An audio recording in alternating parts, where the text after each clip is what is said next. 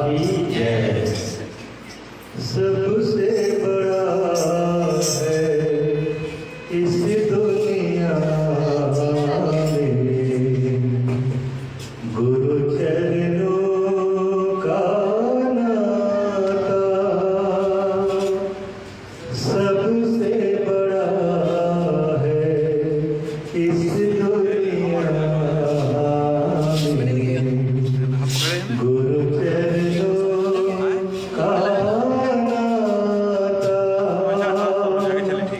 लालन पालन मातु पिता का, लालन पालन मातु पिता का, गुरुवर दिखाता, गुरुवर दिखाता। सबसे बड़ा है इस दुनिया में गुरु चरणों का नाता। गुरु चरणों का नाता। मंदिर तो चीज जगत में, मंदिर तो क्या चीज जगत में, खुद भगवान मिल जाता, खुद भगवान मिल जाता। जब तक लाभ करो जब तक चाहे लाभ करो, बिन गुरु ज्ञान नहीं आता। सबसे बड़ा है इस दुनिया में गुरु चरणों का नाता। गुरु चरणों का नाता। सब कुछ अपना अर्पण करे दो, सब कुछ अपना अर्पण करे दो। चाहे जिधर ले जाए सब कुछ अपना अर्पण करे दो। चाहे जिधर ले जाए झूठा शादी झूठा नाता, झूठा शादी झूठा नाता, भवसागर मिल जाता। सबसे बड़ा है इस दुनिया में गुरु चरणों का नाता। सबसे बड़ा है इस दुनिया में गुरु चरणों का नाता। सब कुछ अपना अर्पण करे दो।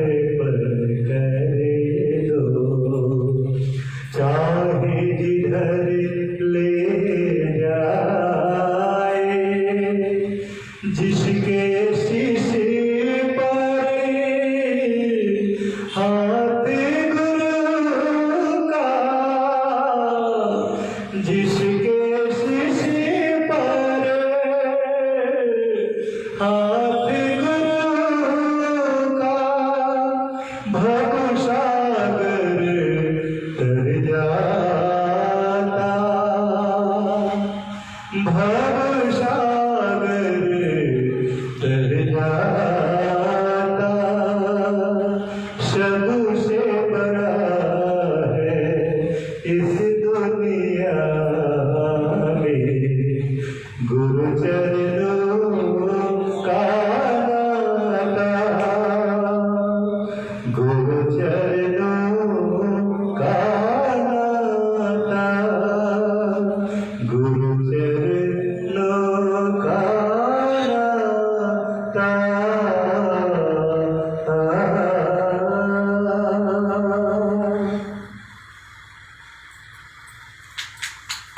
परम पिता बाबा की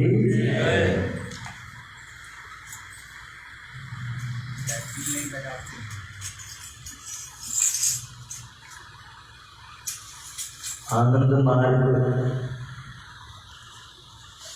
विश्वव्यापी संगठन में हम सभी आनंद मार्ग के साधक साधिका वर्ष के 4 महीने आनंद मार्ग संपूर्ण जीवन दर्शन के ऊपर सेमिनार करते हैं। उस सेमिनार के परिवेश में आकर के उस ज्ञान वितरण के माध्यम से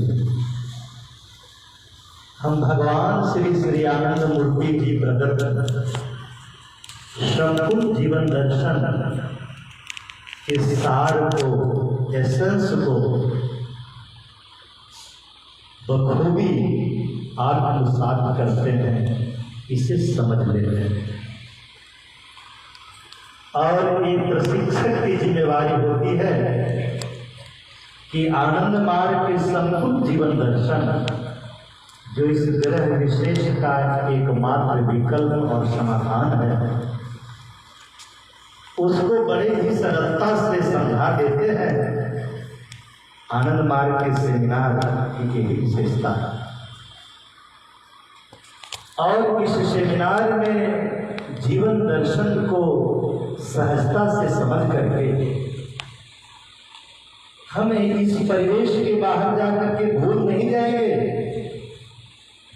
इससे बिसर नहीं जाएंगे, बल्कि जन जन के बुद्धि जो सुषुप्ता अवस्था में सोया हुआ सो रहे हैं, अपने जीवन दर्शन, अपने जीवन महत्व को समझ नहीं रहे, उनको समझा करके जगा देना, जागृत कर देना, यही सेमिनार की महात्म्य है, यही विशेषता है।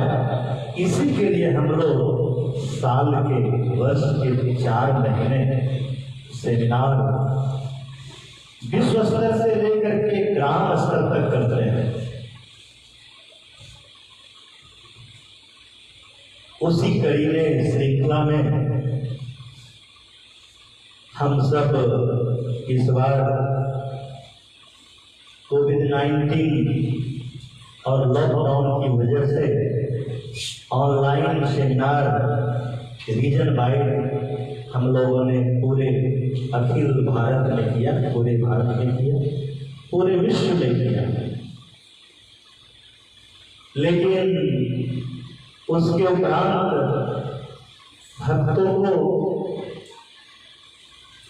की जो अभ्यास है, आदत बन गई है मैनुअल सेमिनार की, फिजिकल सेमिनार की, सशरीर सेमिनार अटेंड करने की।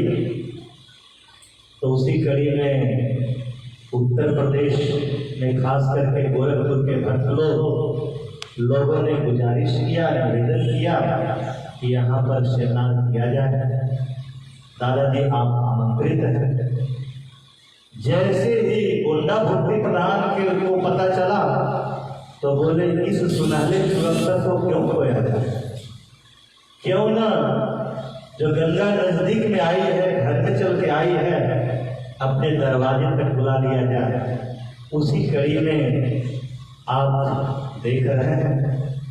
और लेकिन हमारे यहाँ तो परंपरा त्रिदिवसीय सेमिनार की है, लेकिन आज की जो सेमिनार है वो परंपरा टूट रही है और एक दिवसीय सेमिनार का आयोजन किया गया है 6 घंटे कीर्तन के समापन प्रोग्राम। जैसा कि हम सब लोग जानते हैं सेमिनार में मुख्य 3 विषय था। इस हर बार की भांति इस बार भी 3 ही विषय है और वो मुख्य 3 विषय है। पहला विषय है जड़ और चेतन, मैटर एंड स्पिरिट अंग्रेजी में। दूसरा विषय है प्रमाण और तीसरा विषय है डायलेक्ट्रिकल मटेरियलिज्म, द्वंद्वात्मक भौतिकवाद। एक विषय ये जो द्वंद्वात्मक भौतिकवाद है ये जगत से संबंध रखता है, पदार्थ से संबंध रखता है, सृष्टि से संबंध रखता है। दूसरा विषय जड़ और चेतन ये मन, बुद्धि और बोधि से संबंध रखता है। किंतु आखिरी विषय प्रमाण आत्मा और परमात्मा से संबंध रखता है। तो तीनों विषय हम लोग समझ लिए इसके सार को कि ये जो द्वंद्वात्मक भौतिकवाद है मनुष्य के शरीर और सृष्टि, पदार्थ, जगत, बाह्य जगत से संबंध रखता है।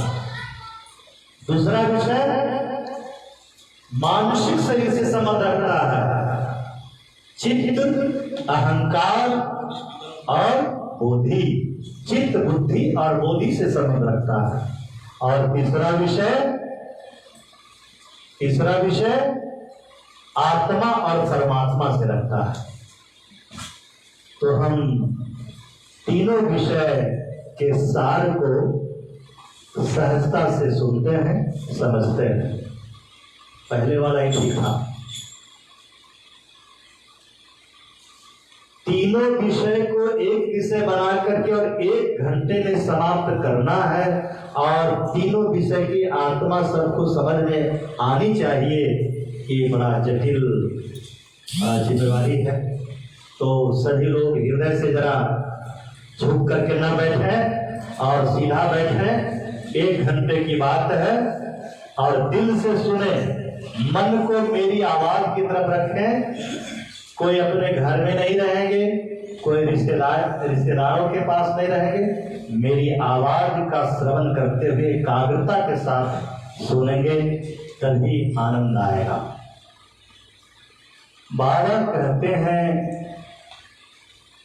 कि परम आत्मा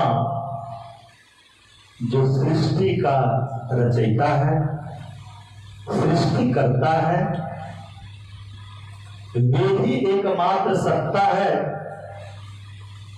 आध्यात्मिक सत्ता है जो पूर्ण रूपेण संतुलित है, बैलेंस्ड है।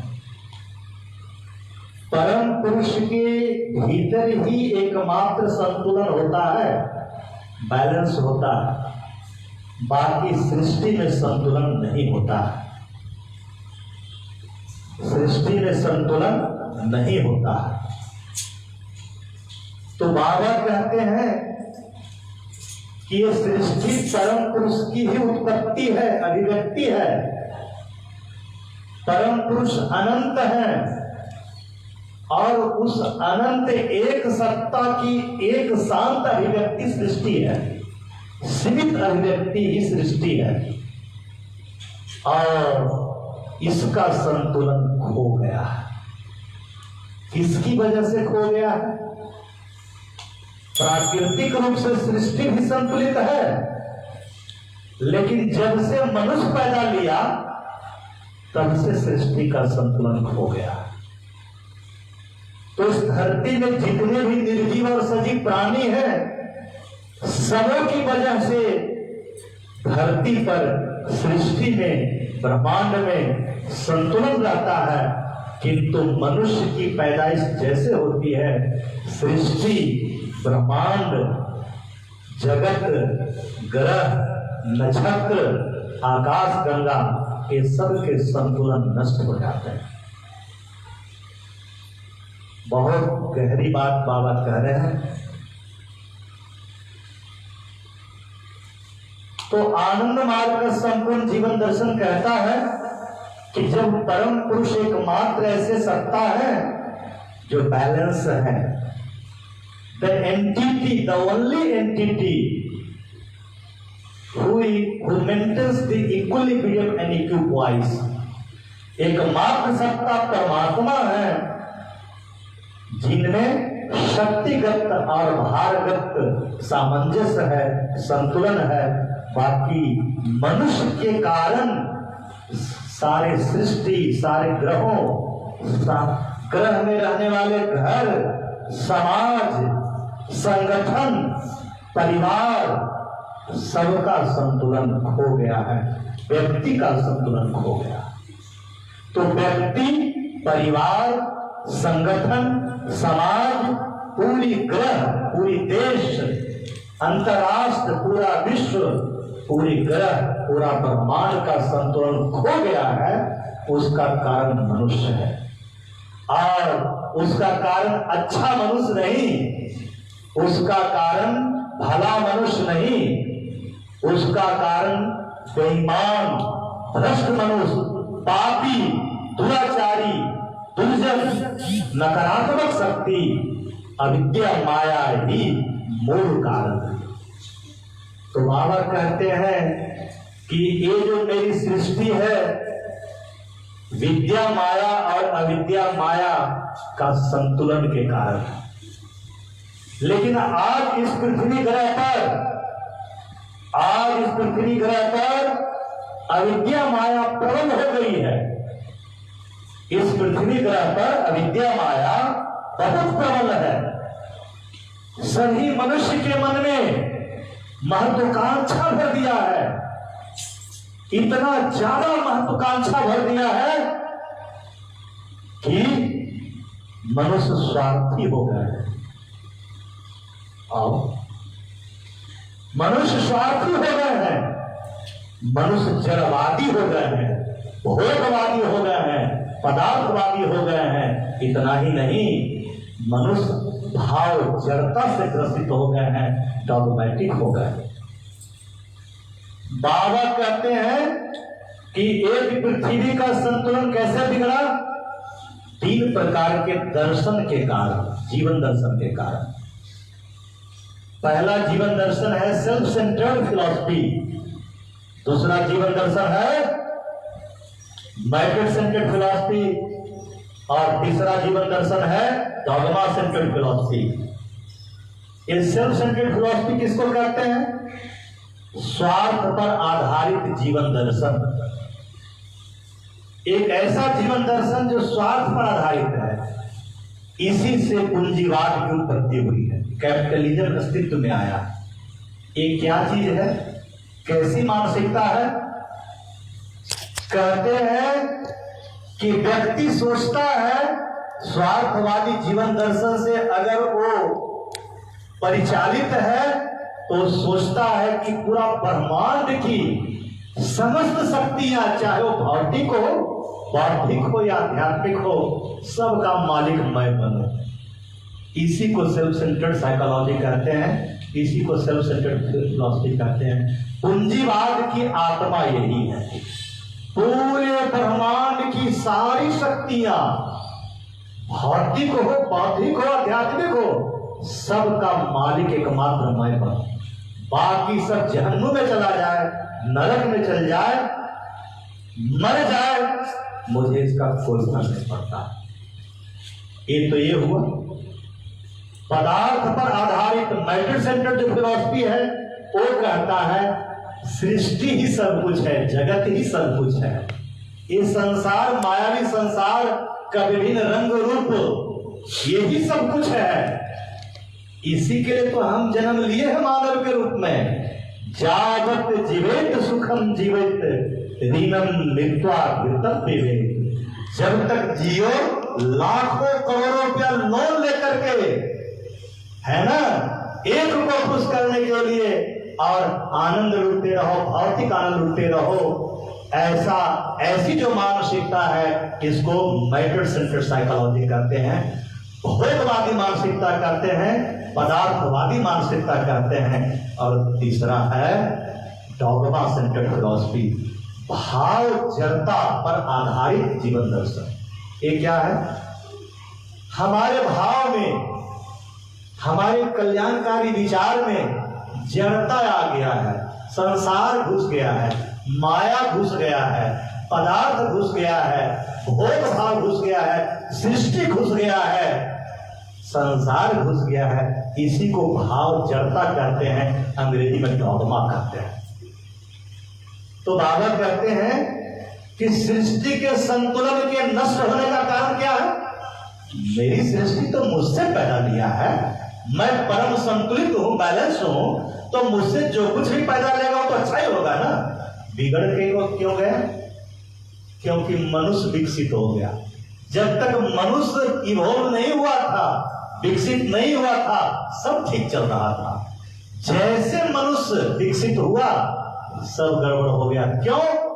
कि मनुष्य ने 3 प्रकार का दर्शन इस धरती पर पैदा कर दिया, जिसकी व्याख्या मैंने अभी आप लोगों के सामने किया। Self centred psychology, matter centred psychology and dogma centred psychology. सरल भाषा में एक लाइन में मैं कहूं तो ये क्या है? स्वार्थी बना दिया, भोगवादी बना दिया, अंधविश्वासी डॉगमेटिक भाव हमारे भाव में संसार को घुसा दिया, माया को घुसा दिया। उड़ रहे हैं आकाश में गिद्ध की तरह, नजर मुर्दे पर है। पाखंडी पैदा कर दिया, पाखंडियों का समाज बना दिया, भोगियों का समाज बना दिया, स्वार्थियों का समाज बना दिया। इसलिए धरती पर राजनैतिक प्रजातंत्र की स्थापना हो गई है। इसका मतलब क्या हुआ? राजनैतिक प्रजातंत्र का मतलब क्या हुआ? हर मनुष्य राजनीतिक हो गया, पॉलिटिशियन हो गया। समझ में आया?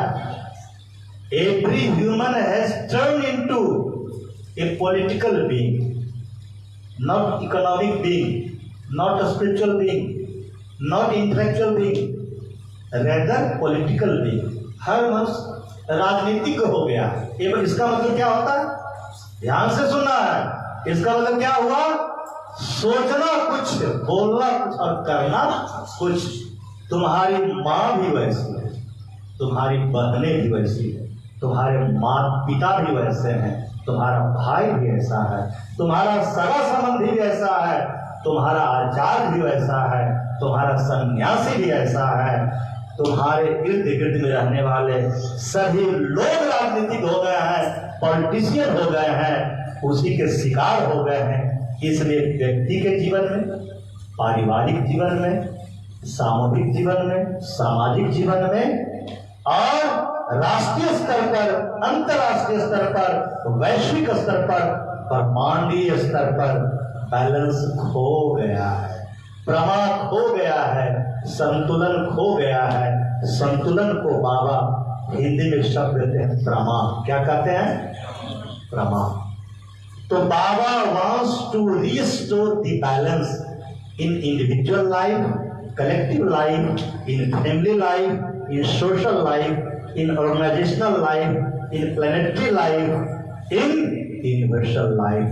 सभी जीवन के सभी क्षेत्रों में एक संतुलन की स्थापना करना चाहते हैं, लेकिन जिस मनुष्य की वजह से संतुलन खोया है उसी मनुष्य के माध्यम से इस संतुलन की स्थापना भी किया जाएगा।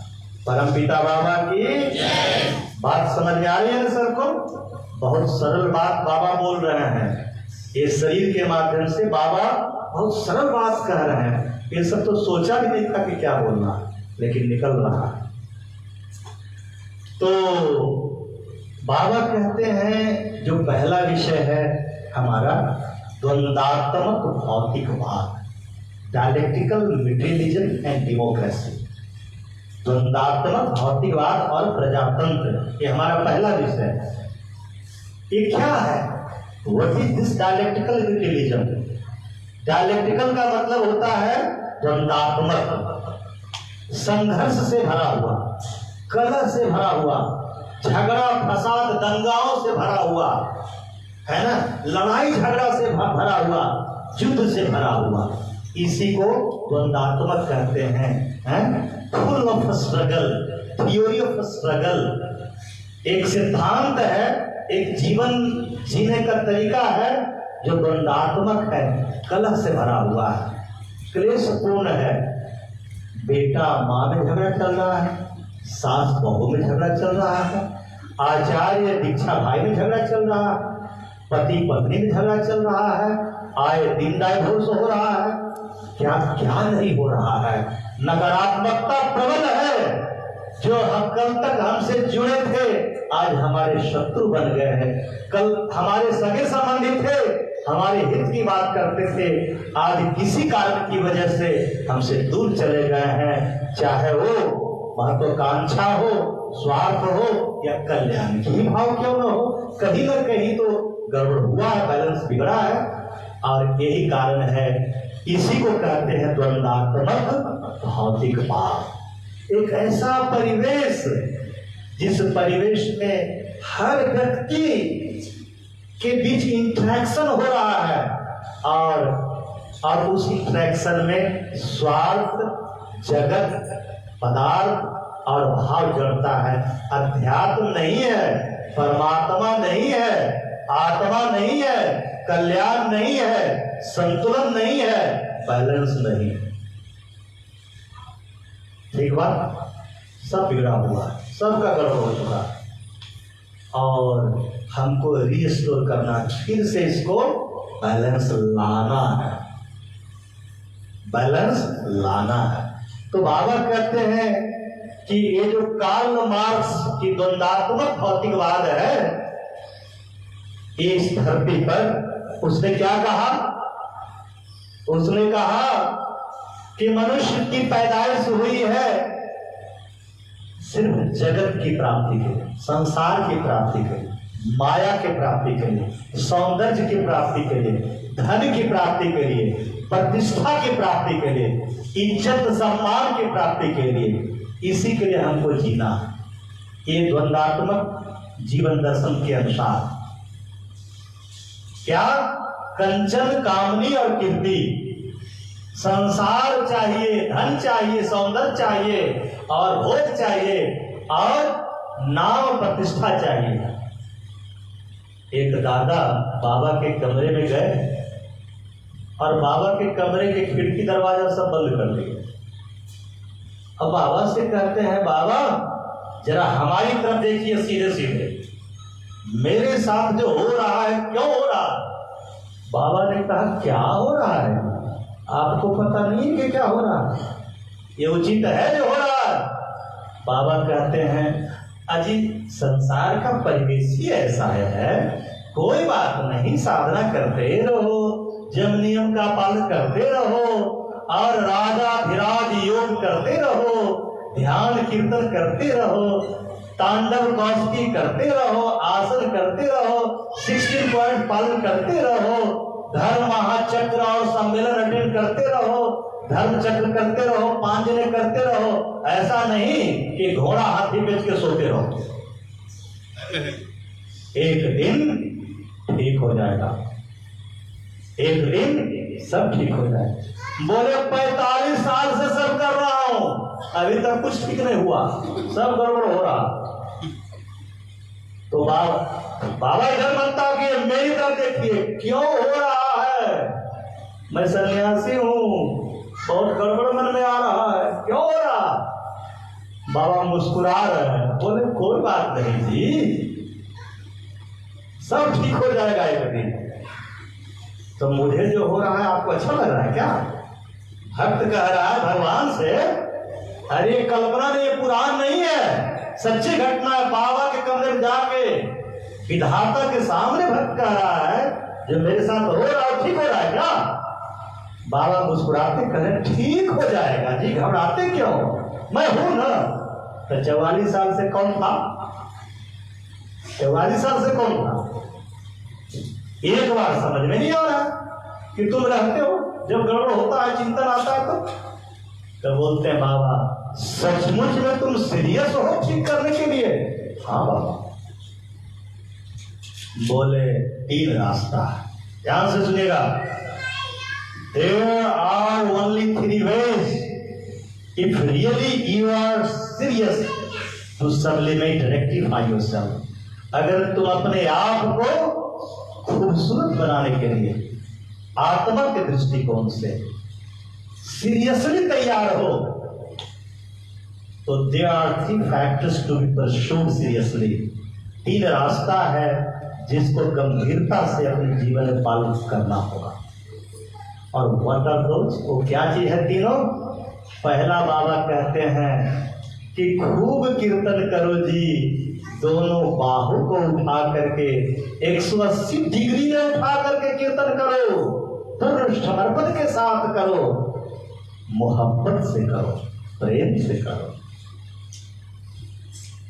और दूसरा जो रास्ता है वो क्या है?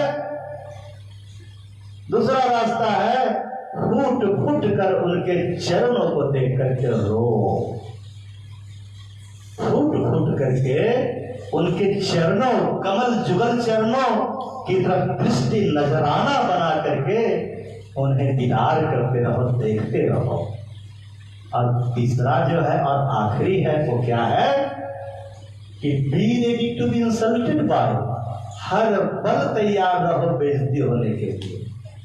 कोई जो तुम्हें बहुत प्यार करता है, तुमसे मोहब्बत करता है, किस पल तुमको बेइज्जती कर देगा तुम्हें पता नहीं, लेकिन उसे अंगीकार करो, स्वीकार करो, कभी बुरा मत मानो।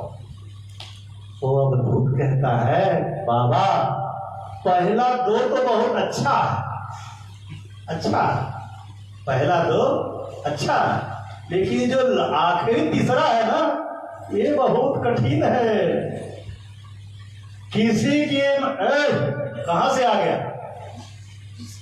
अभी कोई मत आओ, जाओ उधर, पूरी दुनिया सुन रही है। परमपिता बाबा की जय।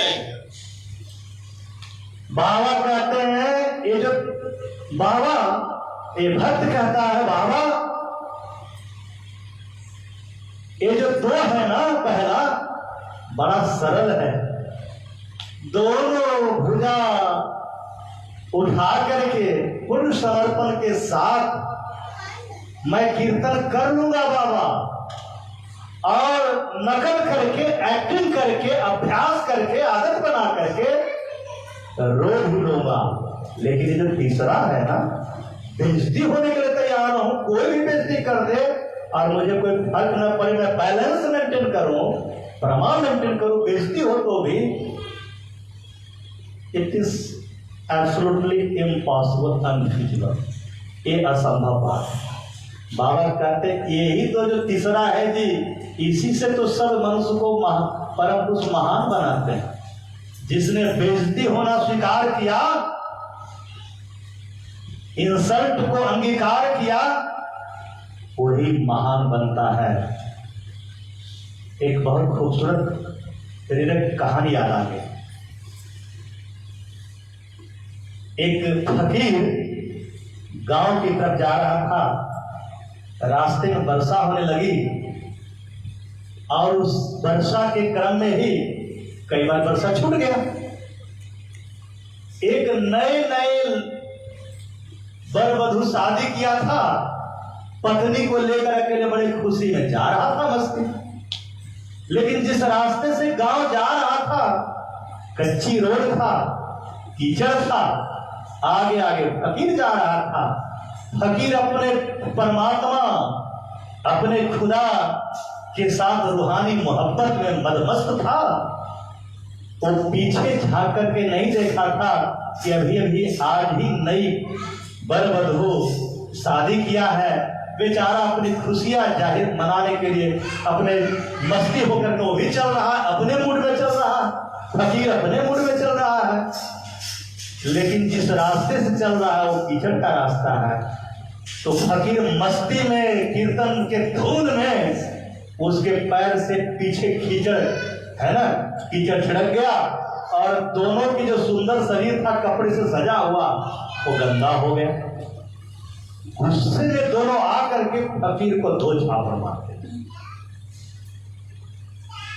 फकीर को कोई फर्क नहीं, वो मस्त मस्त आगे चलता रहा और चलते चलते चलते उस गांव में पहुंच गए और जिस घर में जाना था वहां भी पहुंच गए। उसी घर की ये बरबधू थी, वो भी उसी घर में पहुंची और पहुंच करके छत पर जा रही है सीढ़ी के माध्यम से।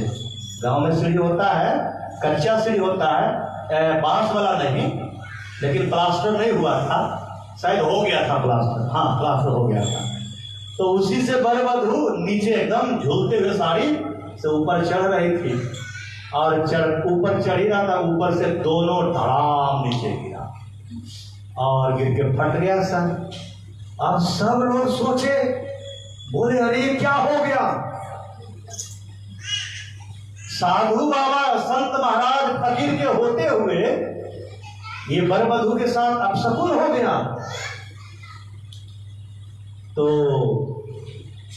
गांव वाला बोलता है, अरे भाई ये तो ठीक ही हुआ, इसको तो ठीक ही हुआ। क्यों? ये फकीर बाबा को दोनों पिटाई किया रास्ते में हैं? अब सब गांव वाला कहता है, क्या फकीर बाबा, साधु बाबा, आपको ऐसा करना चाहिए। अरे आपकी बेइज्जती कि आप तो साधु संत है, सहन कर लेते, लेकिन आप क्या कर दिए। देखिए ये लोग सब गिर करके और घायल हो गया, आपको ऐसा नहीं करना चाहिए। बोला मैंने तो कभी ये सब सोचा भी नहीं कि मैंने किसकी बेइज्जती किया, किसका अपमान किया, और मुझे कौन मारा पीटा ये तो मुझे खबर ही नहीं है, मैंने तो सब कभी सोचा ही नहीं। बोला अरे तुम अपने महबूब को बचाने के लिए ऊपर से गिर गए, मेरा महबूब मुझे बचाने के लिए तुमने गिरा। परम पिता बाबा की यही तो चल रहा है। इसलिए उस जिसे मोहब्बत करते हो, जिस उसके प्रति जुनून आ जाए, दीवानापन आ जाए, पागलपन आ जाए, उसमें मस्त रहो, कीचड़ में रहकर के मस्त रहो। कुछ मुक्त पुरुषों को तो कीचड़ में उतरना ही पड़ेगा, उबारने के लिए कीचड़ छिड़कना भी पड़ेगा, हो सकता है, लेकिन धोना तो तुम ही को है, धुलना तो तुम ही को है। और ये धुलने का जो रास्ता है, पथ है, माध्यम है, उसी को ब्रह्म साधना कहते हैं, उसी को ब्रह्म साधना कहते हैं। तो बाबा कहते हैं ये जो द्वंदात्मक भौतिकवाद, भोगवाद से जो असंतुलित परिवेश का निर्माण हुआ है, तुम जड़ चेतन और चेतना के विषय के मर्म को समझ करके अपने बुद्धि को कुशाग्र कर लो। बाबा जड़ चेतन विषय में कहते हैं, डिस्कोर्स में कहते हैं कि तुम परमात्मा को पाना चाहते हो, देखना चाहते हो, तो बुद्धि को कुशाग्र करना पड़ेगा। और जगत के भीतर ही परमात्मा को देखना चाहते हो, हर कण कण में परमात्मा को देखना चाहते हो, तो क्या करना होगा, बुद्धि को कुशाग्र करना होगा, इनएक्टिव करना होगा, अपेक्स करना होगा, धार को तेज करना होगा। सुई होता है ना, सुई की नोक की तरह नुकीला बनाना होगा बुद्धि को। परमपिता बाबा की सबको यही वाणी की तरफ ध्यान करना है। अगर तुम सृष्टि और सृष्टिकर्ता के बीच में संतुलन की स्थापना करना चाहते हो, उसी एक को सब में देखना चाहते हो, और जो जहां है वहीं से उठा करके उस परम धाम तक पहुंचाने की जिम्मेवारी साधु सन्यासी आचार्य गृही मार्गी हमारे भाई बहनों को मिली है, तो सबको अपने बुद्धि को अपेक्स करना होगा, कुशाग्र करना होगा, धार को सुई के नोक की तरफ तेज करना होगा, पेजाना होगा, नियमित साधना करके 16 पॉइंट्स को कट्टरता से पालन करके। तब तुम जिधर देखो, जिधर तुम्हारी नजर जा रही है, उधर ही खुदा है। जिधर देखो, जिधर नजर जाए पड़े, उधर ही खुदा है। खुद में ही खुदा है, क्योंकि नजर जो है कुशाग्र है, नुकीला है, सोना मना है, यहाँ आंख लग रहा है किसी का, आंख नहीं लगना चाहिए। एग्जाम जरूर दिया हो, कोई बात नहीं, परमपिता बाबा की। तो हमने क्या कहा, द्वंद्वात्मक भौतिकवाद में जो असंतुलन आया है, संतुलन खोया है, प्रमा खत्म हुई है, भगवान खत्म हो गए। ये जो साम्यवाद है, कार्ल मार्क्स की जो फिलॉसफी है, कम्युनिज्म है, वो क्या कहता है, जो पूंजीवाद है वो क्या कहता है, परमात्मा होते नहीं है ना, परमात्मा होते नहीं। पूंजीवाद तो मानता भी है, कैपिटलिस्टिक साइकोलॉजी में तो है कि नहीं परमात्मा है, लेकिन कम्युनिस्टिक साइकोलॉजी क्या है, परमात्मा होते ही नहीं है, सिर्फ संसार और सृष्टि होता है। इसलिए पूरी जिंदगी इसी को पाओ, इसी के लिए हर प्रयास करो। तो बाबा कहते हैं यही परिवेश बन गया है।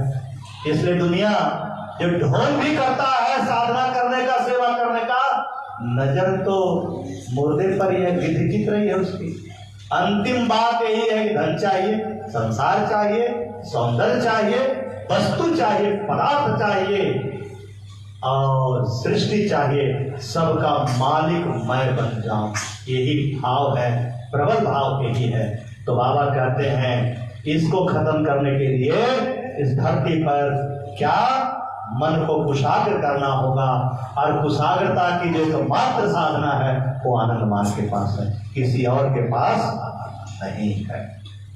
कोई प्राइमरी स्कूल की साधना सिखा रहा है, कोई मिडिल स्कूल की साधना सिखा रहा है, कोई हाई स्कूल की साधना सिखा रहा है, कोई कॉलेज की शिक्षा दे रहा है, लेकिन आनंद मार्ग यूनिवर्सिटी है।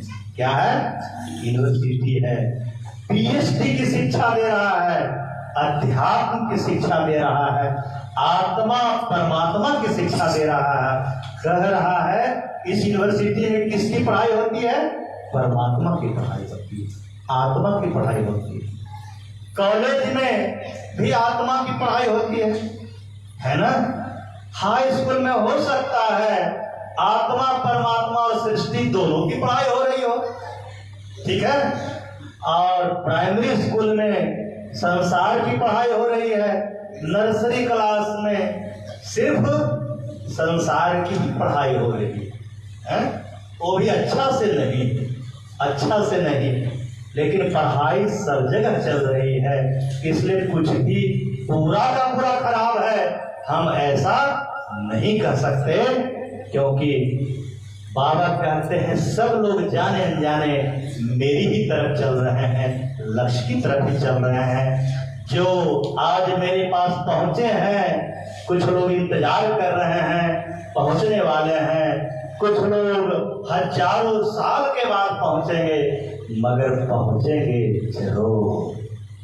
इसमें जो पहुंचे हैं वो इतरा रहे हैं जी कि हम तो पहुंच गए हैं, हम तो महान आत्मा है, बाकी सब पापी है। तो ये तो मूर्खता ही है, ये कौन सा बड़प्पन है? कोई आज पहुंचा है, कोई कल पहुंचा है, कोई आगे पहुंचा है, कोई बाद में पहुंच जाएगा।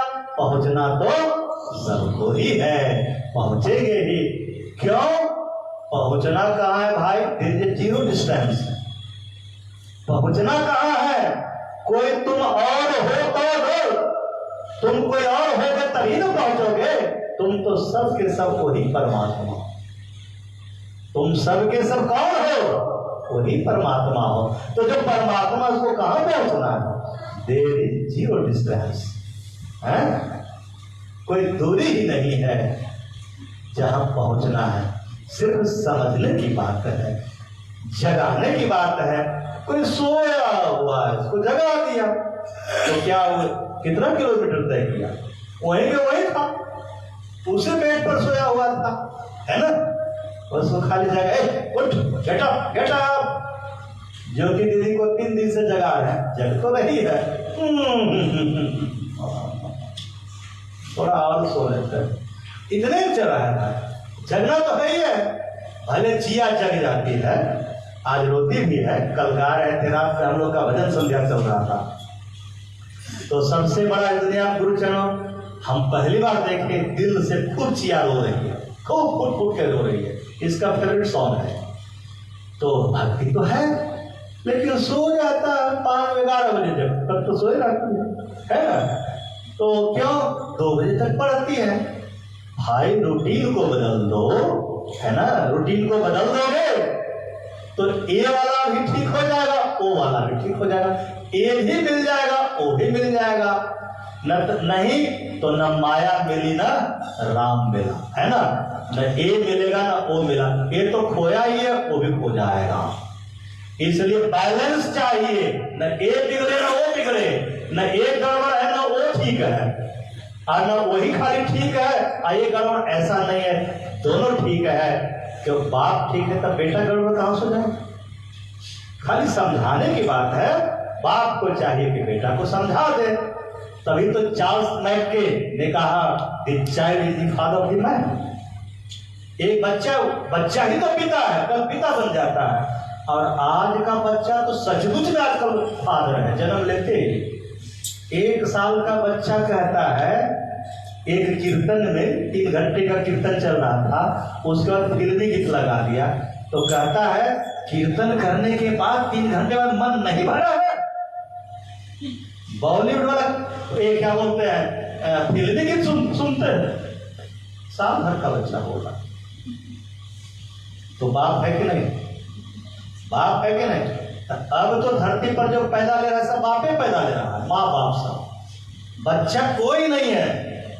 और एवरी चाइल्ड अंडरस्टिमेट यू, हर हमेशा आपको अंडरस्टिमेट करता है।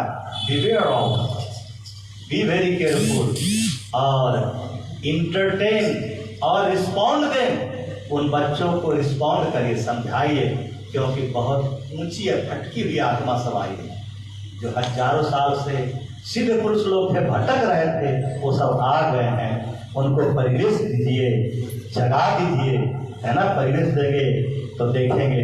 बाबा ने कहा जब सदुपर समाज बनेगा, स्वर्ण युग आएगा धरती पर, भक्त समाज की स्थापना होगी, आध्यात्मिक प्रजातंत्र की स्थापना होगी। और ये जो राजनीतिक प्रजातंत्र आजकल है ना, टेढ़ी तंत्र, सोचना कुछ, बोलना कुछ, करना कुछ, ये सब समाप्त जब हो जाएगा, सदुपर समाज आने के बाद आध्यात्मिक प्रजातंत्र हो जाएगी। हर व्यक्ति, हर नर नारी सिद्ध पुरुष हो जाएंगे। किसी को किसी चीज की कोई कमी नहीं रहेगी, किसी को दादा दीदी से कुछ पूछने की जरूरत नहीं पड़ेगी, सब लोग महापुरुष हो जाएंगे। लेकिन उससे पहले आर्थिक प्रजातंत्र की स्थापना करना होगा। क्या करना होगा? आर्थिक प्रजातंत्र की स्थापना करना होगा। सबको मिनिमम रिक्वायरमेंट की गारंटी देनी होगी। भोजन, वस्त्र, आवास, दवा, चिकित्सा, ये जो बेसिक नेसेसिटी है, must be guarantee to one and all. सबको गारंटी कर देना होगा। Existing human society is deprived of all these basic necessity। ये जो मिनिमम रिक्वायरमेंट है, वर्तमान मानव समाज वंचित है। कुछ लोग पूंजीवादी हैं और कुछ लोगों के पास भरपूर है। अगर वे चाहें तो धरती के पूरे मनुष्य को बरसों बिना कुछ किए हुए खिला सकते हैं बैठा करके। इतना धन संपत्ति कुछ मुट्ठी भर लोगों के पास में, लेकिन मन गरमाया हुआ है, मन असंतुलित हो गया है। तो बाबा कहते हैं प्रमा बिगड़ गई है सबकी, और प्रमा को लाना होगा। और प्रमा को जैसे लाएंगे तो पूंजीवाद खत्म हो जाएगा, प्रमा को जैसे लाएंगे तो साम्यवाद खत्म हो जाएगा। प्रमा को ले आएंगे तो क्या भाव, चरता, डॉगमा, रिलीजन, ये जो तथाकथित मजहबवाद है, हिंदू, मुस्लिम, सिख, ईसाई, ये सारे वाद, जातिवाद, प्रांतवाद, मजहबवाद, राष्ट्रवाद, अंतरराष्ट्रवाद, ये सब कुछ समाप्त हो जाएगा धरती पर से, मनुष्य के बुद्धि से नष्ट हो जाएगा हमेशा हमेशा के लिए। और व्यक्ति, समाज, देश, राष्ट्र, विश्व सब में प्रमा की स्थापना होगी। और जिधर नजर जाएगा, जिसकी तरफ मनुष्य देखेंगे, सोचेंगे, सब में परमात्मा नजर आने लगेंगे। ऐसा स्वर्ण युग आध्यात्मिक युग सतयुग भक्त समाज की स्थापना निकट भविष्य में होगी। बाबा एक दिन कहते हैं जो ये देखा है वो नहीं देखेंगे, और जो वो देखेंगे ये नहीं देखे हैं। इसका मतलब क्या हुआ कि जब बाबा धरती पर आए थे, सशरीर थे, है ना, तो हम लोग तो बाबा के साथ एंजॉय किए, बाबा को मसाज करते थे, बाबा से अकेले कमरे में बातें करते थे, हाँ, मजाक भी करते थे, हाँ, बाबा को ऐसे से भी कर देते थे तो परम पुरुष है, हाँ, और बाबा क्या क्या नहीं बात कर लेते थे, और रिपोर्टिंग होती थी तो बाबा हम लोग को गाली भी दे देते थे और खूब पिटाई भी करते थे, लेकिन सब कुछ अमृत लगता था, हैं? कई बार बाबा इतने पीट देते थे, हजारों हजार लाल काला हो जाता था, नाराज भी हो जाते। अरे भाई कोई मनुष्य है तो उसकी सीमा है ना, इतना मार देते थे कि सोचता था अब बाबा से बात नहीं करें, मुंह जो ऐसे कर घुमा लेते थे। तो उसी रात बाबा क्या करते थे कि उसको अपने कमरे में बुला लेते थे, और अकेले कमरे में बुला कर बाबा कहते थे अच्छा जी तो आज हमने तुमको बहुत पिटाई कर दिया, बहुत जोर से चोट लगी है ना, अच्छा जानते हो तुमको माध्यम बना के मैं सबको सिखाता हूँ, तुम सोचते हो कि खाली बाबा हम ही को पीट रहे हैं, लेकिन मानसिक रूप से तुम्हें पीट करके तुमको तो शरीर में पीटता हूँ, चोट तो तुमको शरीर में लगता है, लेकिन सबके मन को चोट लग रहा है, सब डरते हैं मेरा नंबर न कहीं आ जाए। मैं भी वही, मुझे याद है सचमुच में बाबा जब भीषण रूप धारण करते थे, रुद्र रूप, तो लगता था किसका भंडा फोड़ कर देंगे, क्या क्या बोल देंगे, कब कब का, कहाँ का, कुछ भी बोल देंगे, और किसका कितना गंगा जमुना क्या क्या ठीक ठाक कर देंगे। तो ये सब होता था। तो बाबा कहते हैं ये जो लीला थी, लीला करके जो आनंद लुटते थे, हैं, कभी रोना, कभी हंसना, कभी मदमस्त। लुधियाना में बाबा ने रासलीला दिखा दी, धर्म चक्र करके बराबर दे के आए, और जितने अवधूत लोग कमरे में बाबा के पास बैठे थे, बाबा बोले तुम लोग कृष्ण की रासलीला देखना चाहते हो? तो जी बाबा, तो तुम लोग का क्या मत है कृष्ण के रासलीला के बारे में? तो एक अवधूत दादा बोले बाबा बहुत गड़बड़ ओपिनियन है, कृष्ण के बारे में बहुत उल्टा पुल्टा बात है। बोले क्या? बोले गोपियों के साथ रास रचाते थे। तो बाबा बोले देखो ये जो द्वंदात्मक भौतिकवाद वाले हैं तो उनकी दृष्टि में क्या है, वो तो ढका हुआ है, अविद्या माया है, उनको वो रूप कहाँ से दिखेगा, है ना, उनको वो नजर ही नहीं मिली है, उनको तो संसार माया की दृष्टि मिली है, तो उनको कहाँ दिखेगा वो चीज कृष्ण का असली रूप। तो उनको अच्छा कृष्ण जो है छलिया है, एक आनंदमयी माँ की हमेशा भाव में रहती थी, बंगाल की। तो उनके पास एक यही हमारे क्या कहते हैं तापस दादा, तपन दादा नहीं, कौन है एक तपन दादा के भाई, 10 से नाम है, 10 से दिलीप दादा। तो आनंदमयी माँ के पास हमेशा समाधि में रहती थी, आनंद माँ की नहीं थी, बहुत पहुंची साधिका, सिद्ध पुरुष थी। तो उनके पास जब वो दिलीप दादा गए तो दिलीप दादा को बाबा के प्रति थोड़ा सा एक भ्रम था, अविश्वास था कि बाबा तारक ब्रह्म है कि नहीं, क्योंकि बाबा बहुत ड्रामा करते थे, तो आदमी कंफ्यूज हो जाता था कि ये सही है कि वो सही है, तो भ्रम आ गया था।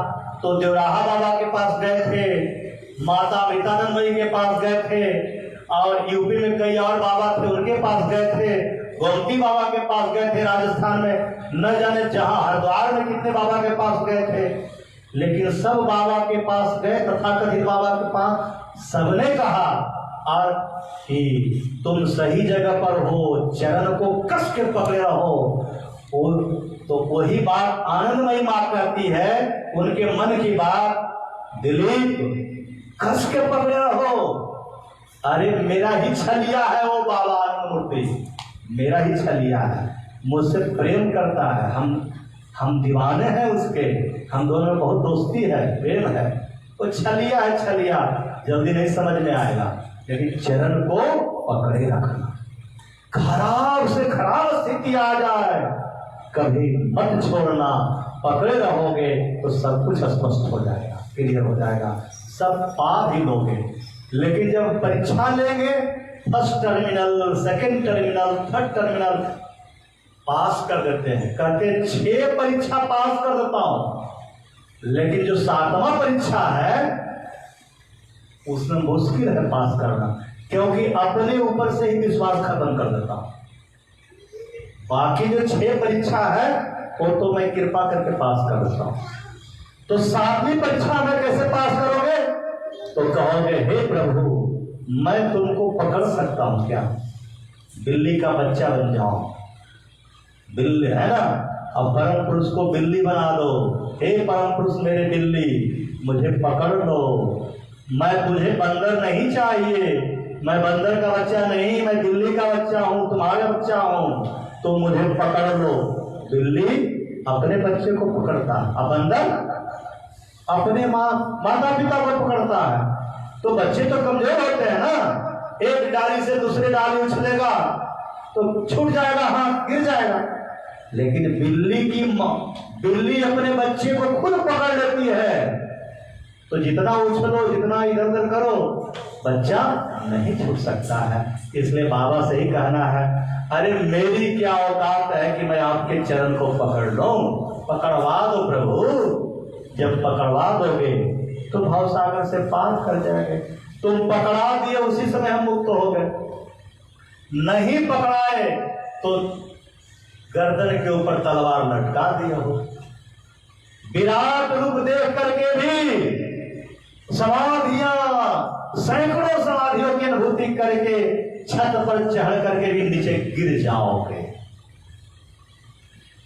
और आनंद मार्ग का इतिहास, महापुरुषों का इतिहास, इस ग्रह का इतिहास, नाना प्रकार के जीवन दर्शन, नाना प्रकार की साधनाएं तपस्या करने के बाद से, अनुभव सिद्ध साधकों की जीवनी पढ़ने के बाद ये सुस्पष्ट होता है कि ब्रह्म कृपा ही केवलम, गुरु कृपा ही केवलम, बाबा कृपा ही केवलम।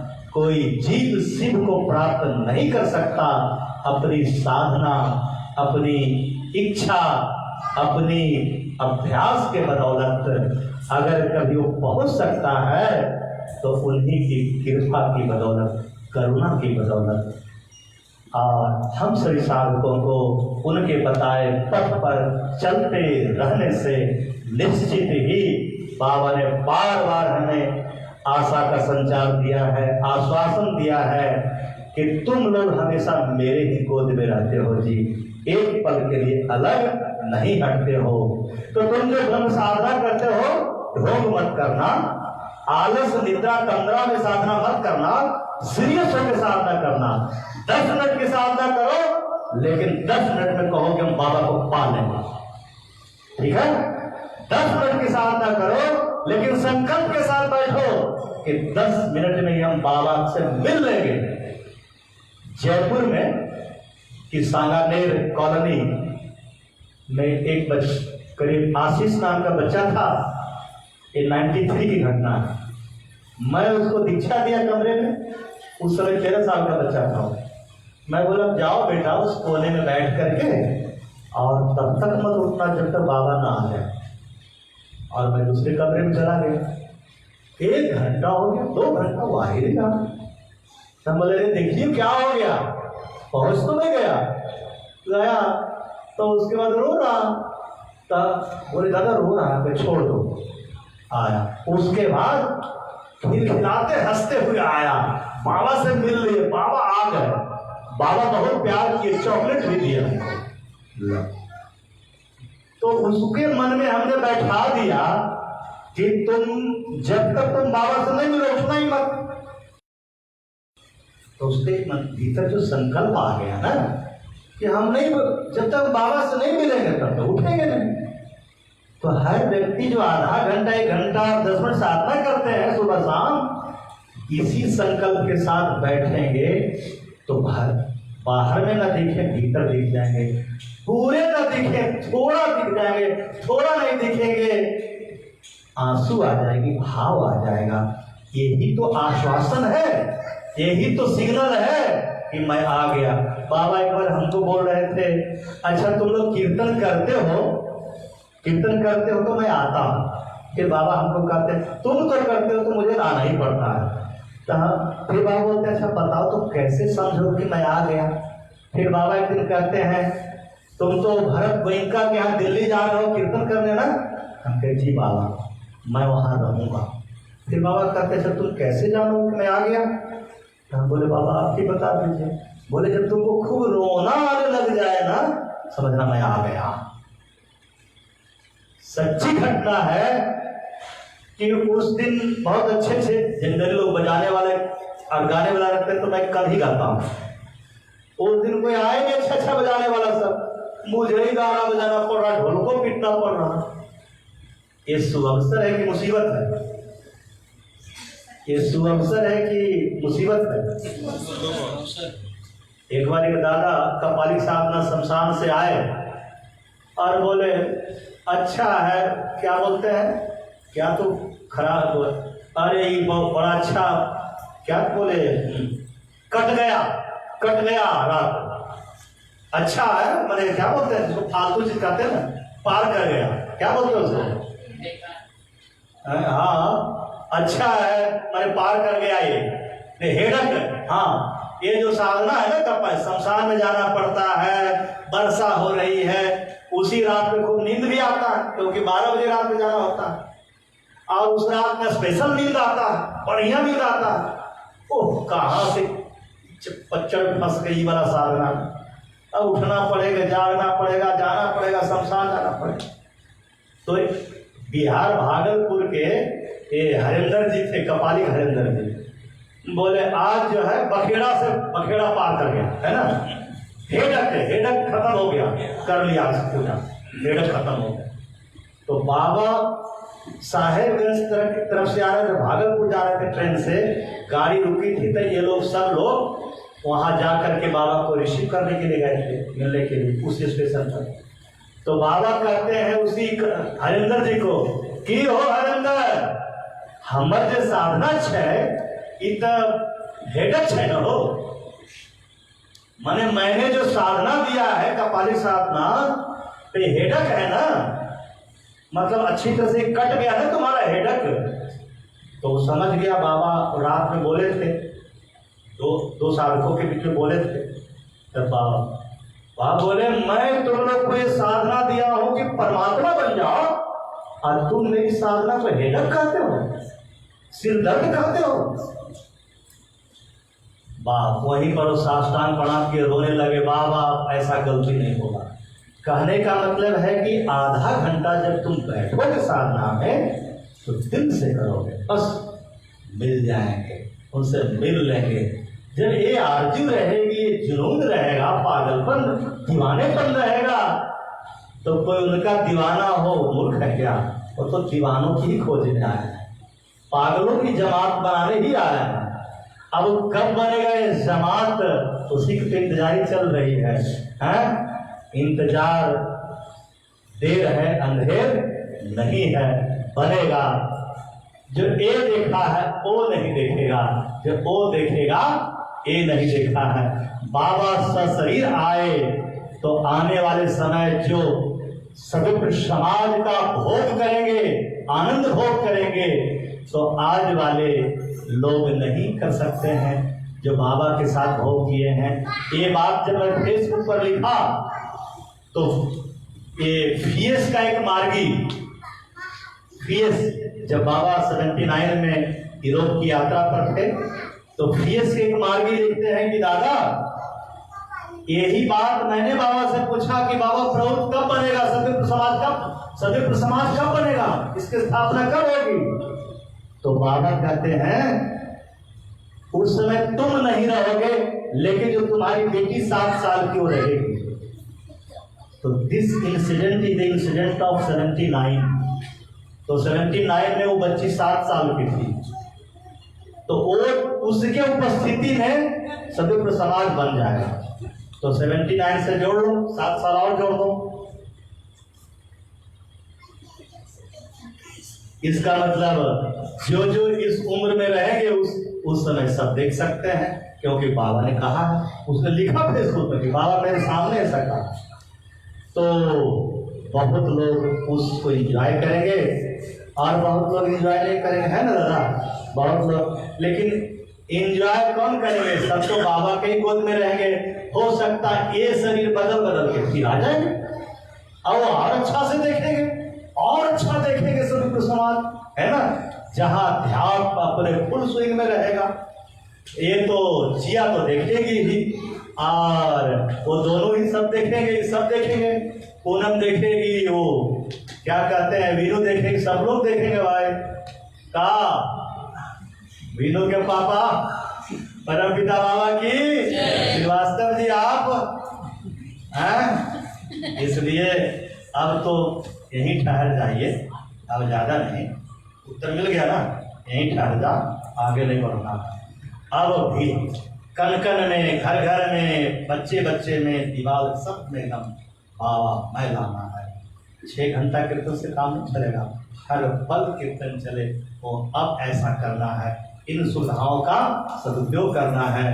तो प्रमा लाना होगा, शरीर को आसन के द्वारा, तांडव के द्वारा, कौशिकी के द्वारा, शुद्ध सात्विक आहार के द्वारा, जब नियम पालन करके, प्राणायाम करके और साधना करके, अष्टांग मार्ग पर चल करके, अष्टांग योग करके, राजाधिराज योग की साधना करके व्यक्तिगत जीवन में अपने को पवित्र करना है, वैयक्तिक प्रमा की स्थापना करना है, अर्थात प्रमा रिद्धि की स्थापना करना है।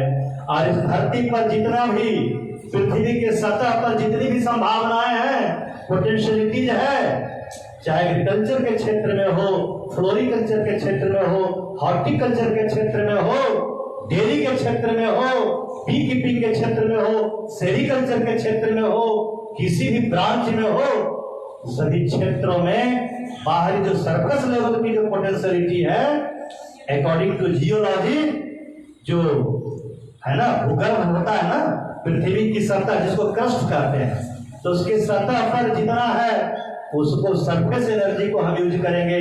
पृथ्वी के भीतर जो मैग्मा और कोर है, उसके भीतर की जितनी संभावना है, ज्वालामुखी विस्फोट होता है, मैग्मा निकल के आता है।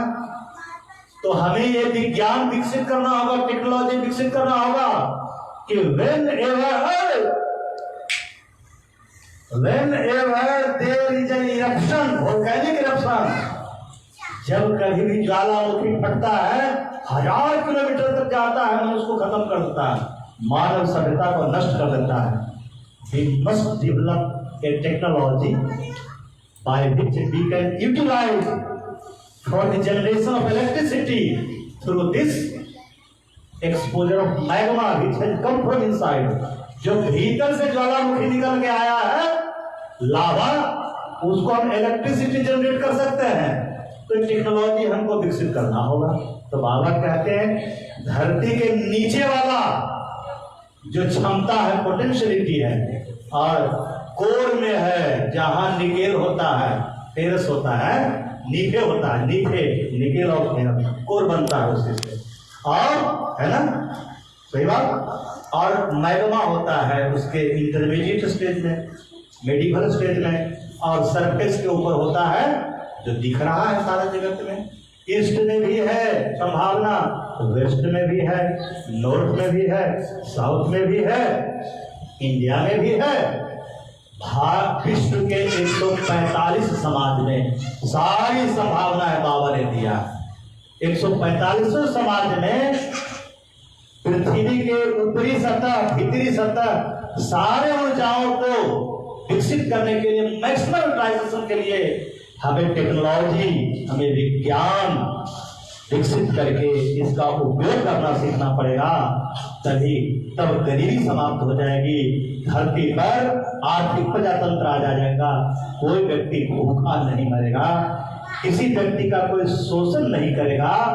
फिर पूंजीवाद, साम्यवाद, मजहबवाद, भाव जनता, ये सब की खात्मा हो जाएगी और विशुद्ध अध्यात्म, God-centered psychology will be socialized, spiritualized, executed, implemented on this planet. इस धरती पर अध्यात्म का समाजीकरण हो जाएगा और हर व्यक्ति आत्मा प्रधान हो जाएंगे, राम राज आ जाएगा, स्वर्ण युग आ जाएगा, सतयुग आ जाएगा, आनंद परिवार की स्थापना हो जाएगी और अब द्वंदात्मक नहीं रहेगा, कोई किसी से झगड़ा नहीं करेगा, जो जहां मिले गले में चिपका करके चूमेगा। और क्या समझ के सब तो वही एक परमात्मा है। तो इसी के साथ हम त्रिदिवसीय सेमिनार को एक दिवसीय बना करके और हमने जो विषय के साथ अन्याय किया है 1 घंटे में बता करके वो उसकी क्षमा नहीं होगी, दंड मुझे मिलनी चाहिए और हमें मंजूर है ये दंड।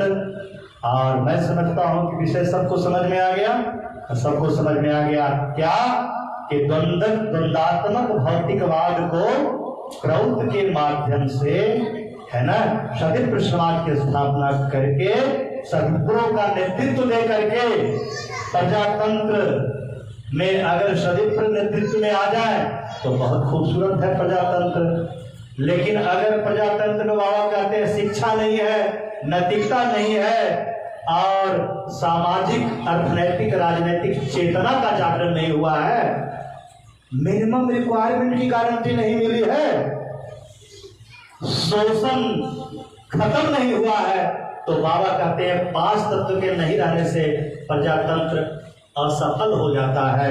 लेकिन ये 5 तत्व अगर आ जाए और सदुपयोग की लीडरशिप आ जाए, अब प्रौद्ध आ जाए, तो यही प्रजातंत्र तो कल्याणकारी प्रजातंत्र हो जाएगा। उसी को कहते हैं सदुपयोग का बेनेवलेंट डिक्टेटरशिप। और तो द्वंदात्मक जड़वाद भौतिकवाद के विकल्प के रूप में पूंजीवाद मजहबवाद के विकल्प के रूप में एकमात्र नव मानवतावादी प्रौद्ध विचारधारा है, जो आनंद मूर्ति जी ने जिसकी स्थापना किया है।